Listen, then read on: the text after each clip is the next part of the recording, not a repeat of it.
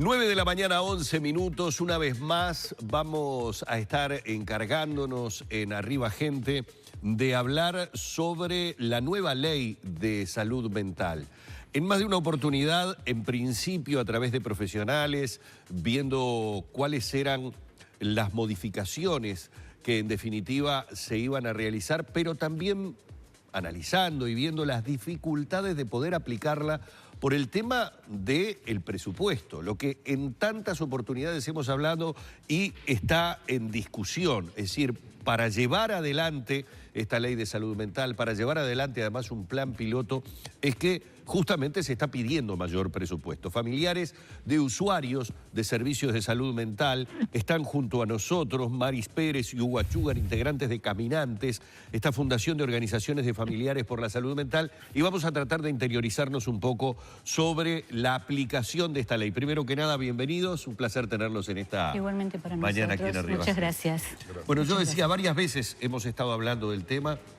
Hace mucho tiempo que en Arriba Gente siempre tratamos de dedicar un espacio al tema de salud mental, pero hay una dificultad muy importante que se plantea ahora, que es con el tema del presupuesto para la aplicación de la nueva ley, que tiene una gran cantidad de cosas positivas, pero que los propios operadores desde dentro del sistema nos han dicho, sin presupuesto son imposibles de poder implementar. ¿Qué es lo que saben ustedes de las posibilidades de presupuesto para esta ley? Bueno, en principio comenzar porque esta ley, la 19.429, es una ley que procura transformar y visibilizar lo que es la salud mental. Que cuando hablamos de salud mental no es lo mismo que enfermedad mental.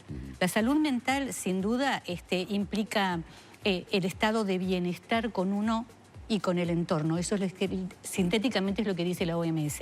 Cuando nos interiorizamos a lo que son las enfermedades mentales, abrimos un abanico de no solo las denominaciones o los diagnósticos, sino que también las edades. Hoy tenemos psiquiatría pediátrica, de adolescentes, de adulto mayor, abarca toda la sociedad, nos atraviesa a todos de una u otra manera, y eso implica que las herramientas que propone las estrategias de intervención desde el abordaje, así como los otros dos ejes importantes que son los derechos de las personas y terminar con los manicomios o el estado de asilos, necesita implementarse nuevas estructuras, más recursos humanos y sobre todo también desde el punto de vista edilicio.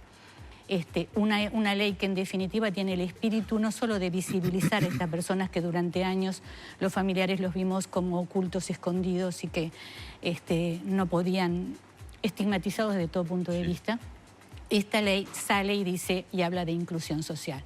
Bueno, también para la inclusión social, para respetar sus derechos del trabajo, el trabajo y la vivienda y quizás con muy esperanzadora visión, hasta un buen proyecto de vida, que los dignifique frente a la sociedad, es que sale esta ley, con los aportes de todos los organismos, instituciones gubernamentales y no gubernamentales también, familiares, usuarios, el Poder Judicial, todos aportamos a la ley.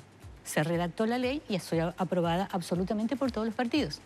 Cuando llega la rendición de cuentas nos dicen, bueno, para implementar la primera etapa, porque esto es por etapas, tampoco vamos a poder hacer una transformación general.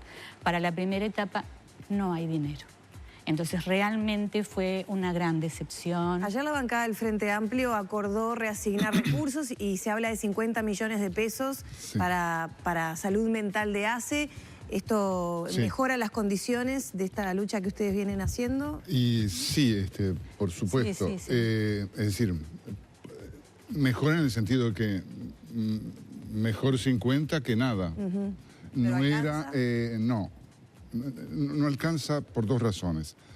Uno, el plan piloto que ACE tenía, con el cual nosotros que estamos trabajando en diálogo con ACE, era para el año que viene 100 millones y para el año siguiente, para el 2020, 120 millones. ¿Tá? Ahora vimos que se reasignan 50 millones de los propios recursos que tenía ACE, cosa que nosotros esperábamos que no fueran. Claro. Que no se recortara ACE, sino otros rubros. Otros rubros, pero bueno, así es como lo plantearon, salió en la prensa hoy confirmándolo. Ayer hablamos con un diputado del Partido Nacional, porque hemos hablado con todos los partidos, porque este es un movimiento que no tiene partido ni colores, ¿no? La salud mental, no solo la enfermedad, la salud mental es la más democrática o una de las más democráticas de las enfermedades. Atraviesa a todos, no importa si sos joven, niño, adulto, mayor, lo que sea. No importa si sos de este partido o del otro. Lo atraviesa a todos. Y crear un sistema que incluya casas de medio camino, que es para cuando... Expliquen qué consiste en las casas de medio camino. Casa de medio camino consiste en lo siguiente. Cuando un usuario, un hombre, una mujer, tiene una crisis, ya sea depresiva, la Organización Mundial de la Salud habla de que 1 de cada 4 en algún momento de su vida pasa por un momento de crisis en su salud mental, se interna y cuando sale tiene que tener un lugar de contención. Muchas veces las familias no están en condiciones. No están en condiciones ni por razones económicas o por razones afectivas o porque no es fácil, ¿no? Es decir, no son casos fáciles. Y porque además esto exige un abordaje sociosanitario, es decir, con psicólogos, terapeutas, apoyos. La casa de medio camino es el lugar que recoge a esta persona cuando sale de la crisis, de mejorar, de estabilizarse, etcétera, porque hay rehabilitación, hay trabajos asistentes sociales, etcétera, puede volver o a su familia o a lo que es el segundo paso, que son las residencias asistidas, ¿no? Que allí tienen una independencia y que ahí hay algunas, muy pocas en Uruguay, no tenemos, creo que 5 son, entre privados y el Estado, las residencias asistidas, donde incluso hay gente trabajando, porque parte del estigma... Cooperativa Dodici. La cooperativa. Usted estuvo. Sí, es cierto. Cubriendo. Es cierto. Por ejemplo, pacientes de Vilar de Bo en etapa de egreso. Es cierto. Están en un punto a punto de egresar, digamos, de sus tratamientos. Exactamente. Porque en esto, perdón Hugo, en esto de las enfermedades mentales hay un espectro tan grande, claro, y hacerlo visible implica no solo esto de lo sociosanitario, la inclusión social necesita una preparación para todos, para ellos y su condición también, y también para la familia.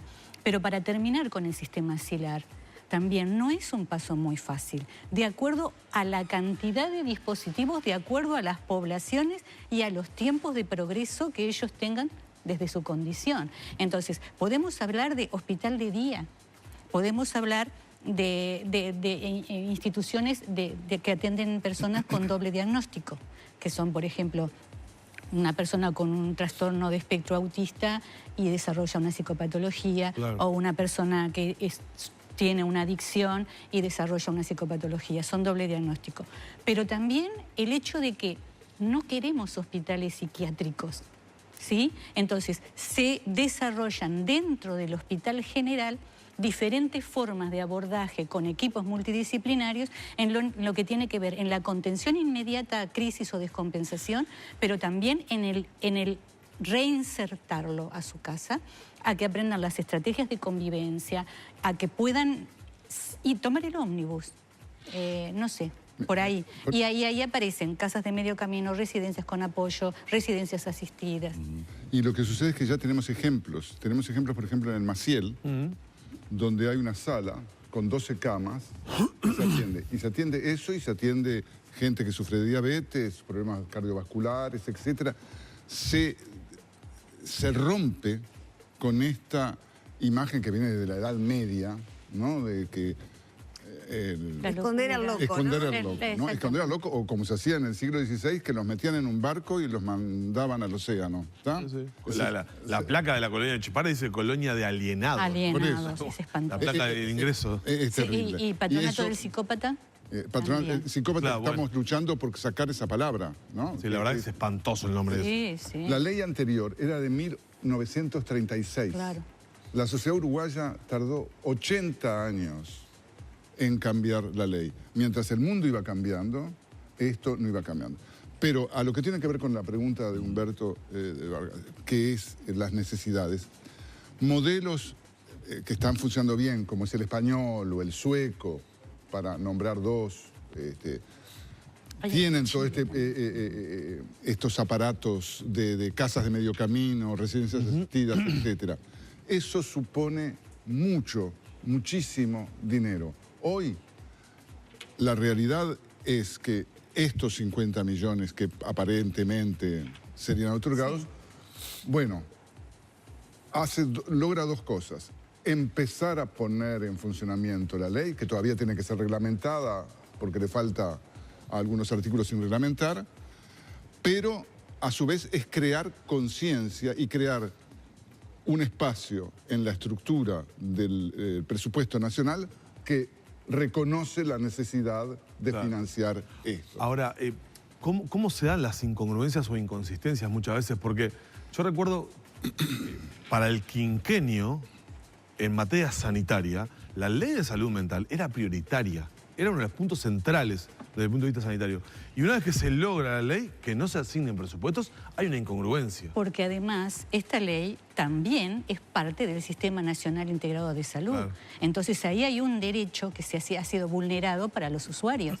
¿Cómo es que ahora entonces empezamos a hablar de una serie de reformas, de concientización, sensibilización, y no hay dinero?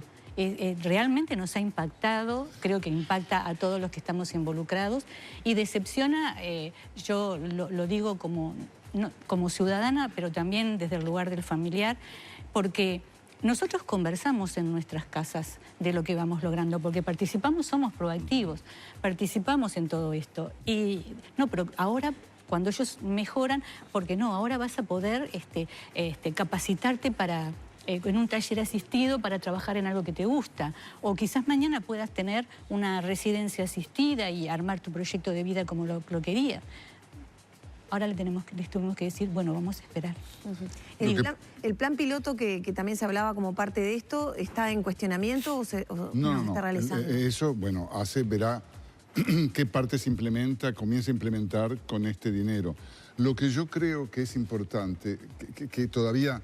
Se ha avanzado bastante, nunca es suficiente, porque, a ver, todos los partidos políticos aprobaron la ley. Todos, sin excepción. Claro, eso es un paso fundamental. Pero hay que pasar de la voluntad al hecho. No, pero pasa que a ninguno de todos los partidos políticos se le ocurrió el momento que votaron la ley que no habría dineros. Que, bueno, habría que no se destinaría. Un artículo que dijera y en la próxima presupuesto, remisión... Claro, prioritario o prioridad uno. Eso no se les ocurrió nada. Es decir, por eso el enojo al principio nuestro de que usamos nosotros términos como la invisibilidad de los usuarios, la invisibilidad de esta problemática, etcétera, o la no prioridad en los líderes políticos. Ustedes revisen los programas de todos los partidos políticos, cuánto espacio hay en los programas para el tema de la salud mental que afecta o va a afectar de algún modo a otro, a una cuarta parte o a una tercera parte, un dato que nos dieron hace poco, que no es cuarta sino tercera parte, o sea, más todavía, de la sociedad uruguaya. Un tercio es pasible de ser afectado por alguna en algún momento va a tener... Vida, pasa o pasará por algún trastorno psiquiátrico, que no necesariamente tiene que ser una enfermedad cronificada, a veces son hechos puntuales de los cuales se supera. Pero ¿cuánta gente puede ser afectada y va a necesitar de los recursos para poder salir adelante? Porque los familiares también necesitamos como ese apoyo. Nosotros vamos haciendo como una especie de psicoeducación, aprendiendo del día a día, desde la mirada, desde el semblante, desde cómo están hoy, qué le gustó, qué le molestó. Pero con eso no es suficiente. Sin embargo, felizmente, otra de las cosas que se están instrumentando, que ya vienen trabajando desde hace mucho tiempo, son los equipos interdisciplinarios. Es decir, que no sea solo esta otra visión de ir al psiquiatra, de solo el diagnóstico 3 pastillas a la mañana, 2 a la tarde, el inyectable mensual del Biportil. Es decir, también esta ley cambia el abordaje sanitario.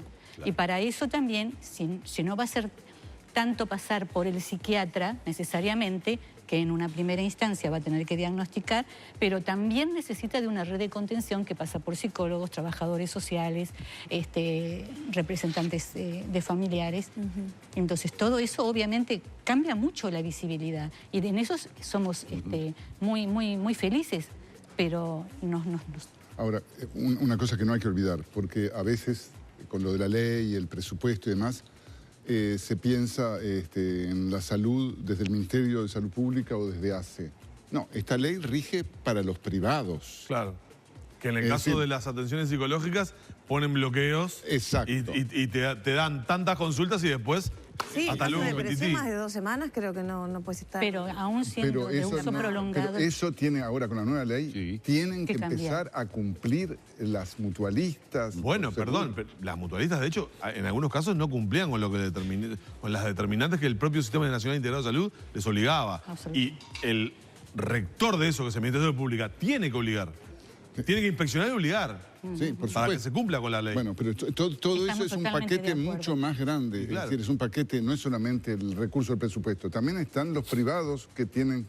Porque la rehabilitación también es parte del sistema que a los prestadores de salud. Los involucra desde el Sistema Nacional Integrado de Salud. Pero sin embargo, ¿en qué mutualista aplica la rehabilitación para estas personas? Ninguna. Y lo otro pero el rector de las políticas sanitarias es el que tiene que hacer cumplir eso. Sí.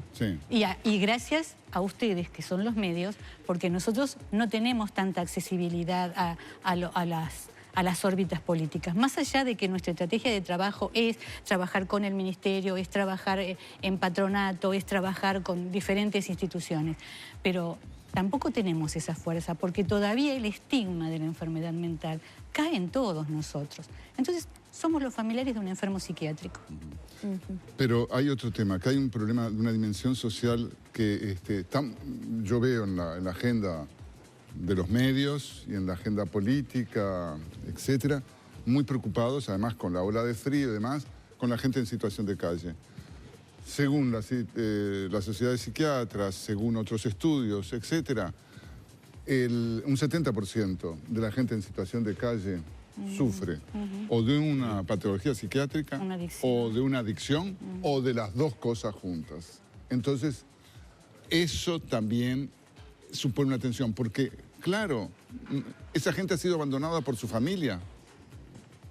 Es decir, porque no hay educación en las familias, ¿no? Es una herencia muy pesada que tenemos desde hace siglos. Creemos que en definitiva la ley abrió una puerta.